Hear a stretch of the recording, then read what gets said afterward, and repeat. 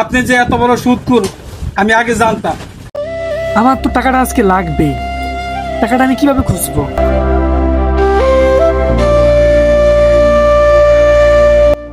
মালিক, আমার 5,000 টাকা লাগবে। কেন 5,000 টাকা কি করতি? আমার মা অনেক অসুস্থ, আমার টাকাটা লাগবেই মালিক। 5,000 টাকা দিতে পারি, 5,000 টাকা দিলে তুই 6,000 টাকা দিতে হবে। আপনি আমার থেকে সুদ খাইবেন?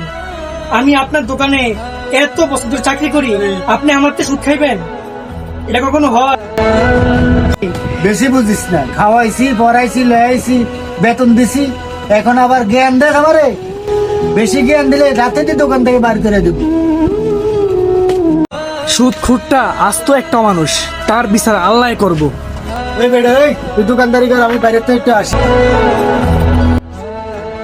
আপনি যে এত বড় সুদখোর আমি আগে জানতাম, কিন্তু জঘন্য সুদখোর এটা আগে আমি জানতাম না। আপনি আপনার কর্মচারী থেকে 5,000 টাকা দিয়ে 6,000 টাকা সুদ খান, এটা আপনি জঘন্য অপরাধ করেন।